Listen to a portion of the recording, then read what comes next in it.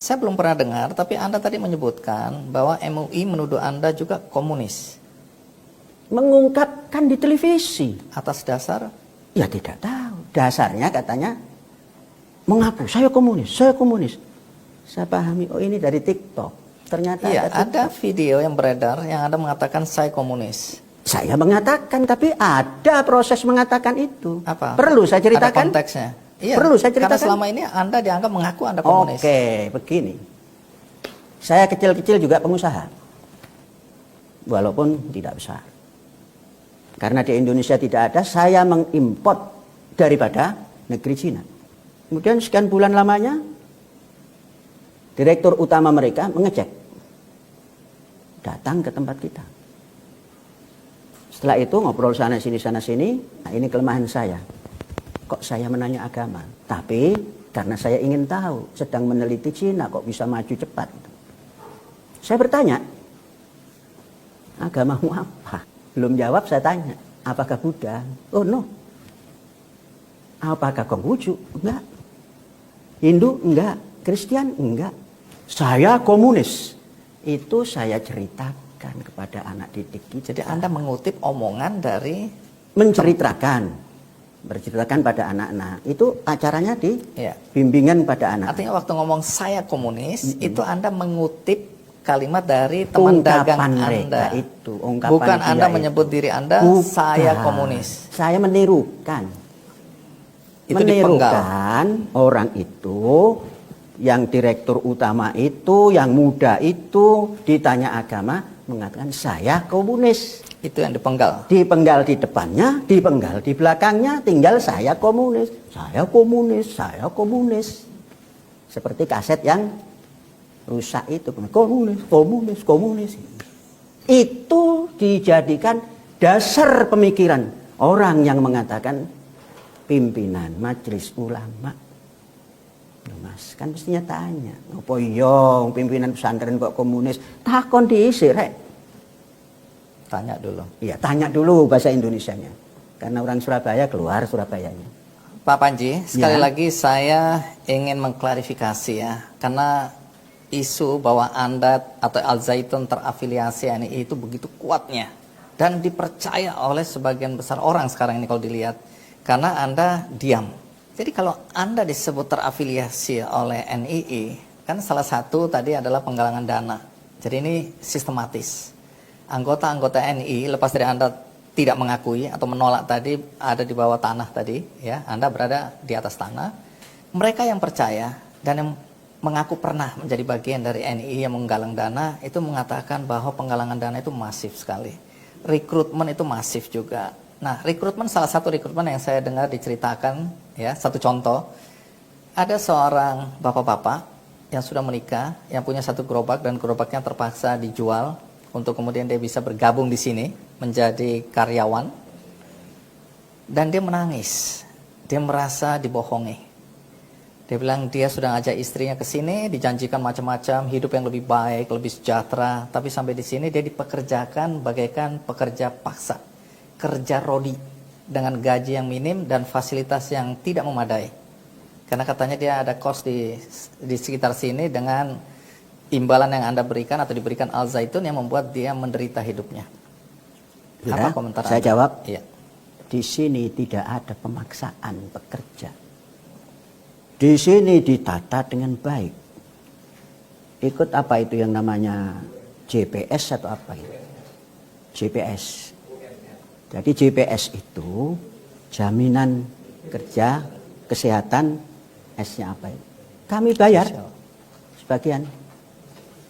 Sampai itu kami perhatikan, mana boleh saya menjadikannya sebagai pekerja paksa. Kalau ada yang minta bukti ini Anda bisa buktikan. Tanya ke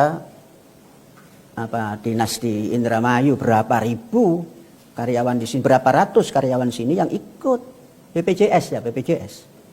Itu saja.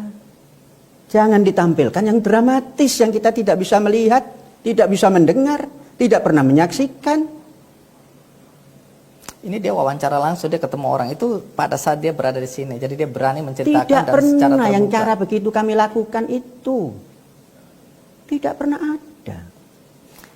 Kalau dia berani ngomong seperti itu, lalu apa alasannya? Lah bagaimana? Kita di sini itu memberikan kesejahteraan. Pendapatannya ikut UMR. Malah saya mengatakan UMR ini loh, jangan sekian, naikkan supaya kami bisa menaikkan. Kemudian UMR ditetapkan kemarin itu 2,5 juta katanya. Kami naikkan. Itu berjalan sudah lama. Anda bisa buktikan ini ya.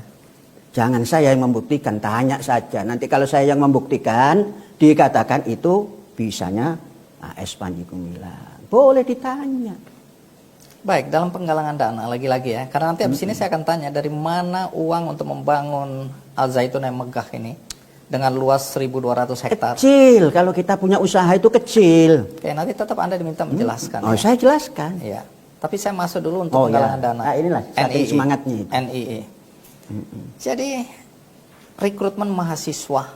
Karena yang menceritakan ini mengatakan bahwa ada mahasiswa yang direkrut dari sebuah perguruan tinggi di Jawa Tengah yang terkenal. Waktu direkrut, dia harus sedekah, dia harus membawa dana, dan dikasih kasus bahwa dia merusak alat laboratorium senilai 300 juta. Disuruh telepon ibunya atau orang tuanya melaporkan bahwa aku merusak peralatan laboratorium seharga ini dan aku harus mengganti. Kemudian ada dosennya yang bilang, iya bu, ini ada teman-temannya bilang betul sekali dan seterusnya. Ibunya waktu sudah jual rumah nih, waktu datang ke universitas itu, mereka bilang anak ini sudah drop out 2 tahun yang lalu dan sekarang direkrut di NII-nya Al Zaitun.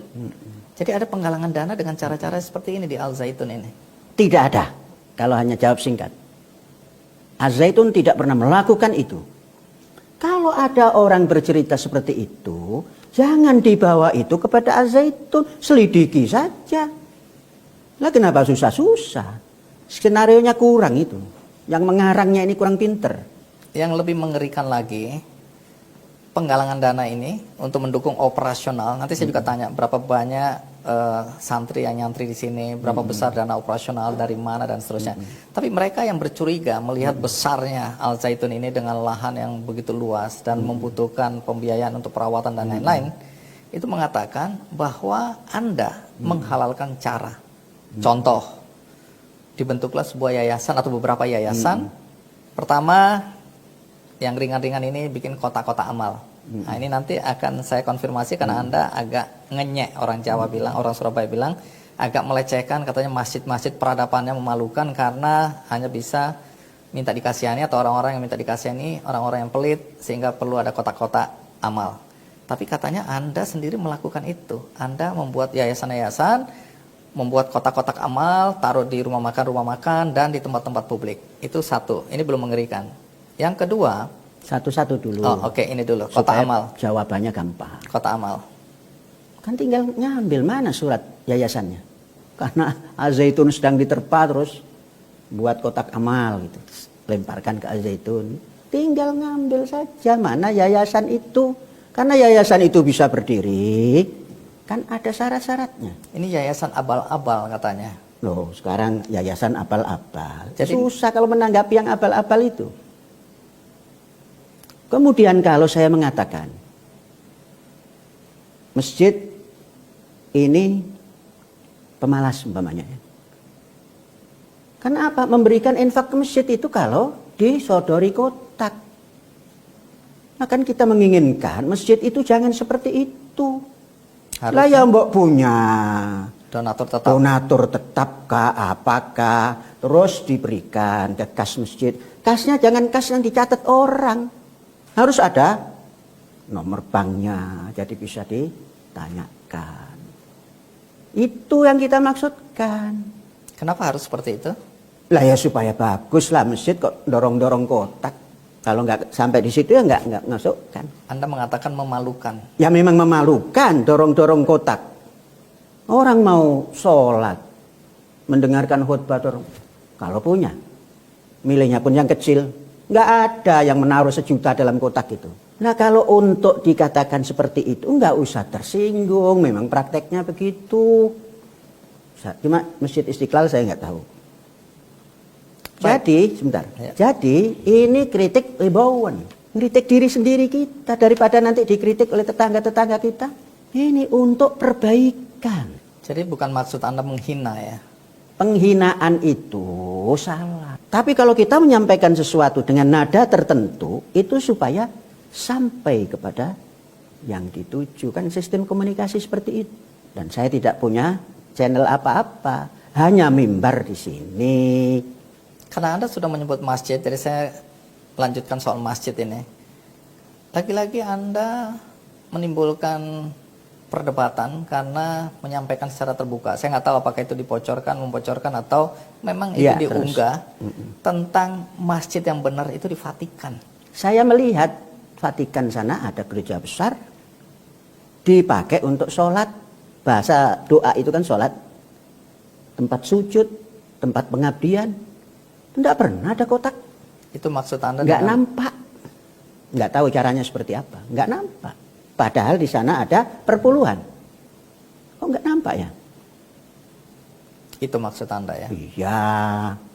Kan harus ada bandingannya. Supaya seimbang. Nah, supaya maju kita punya masjid ini. Lah ya mbok seperti itu loh caranya. Terhormat.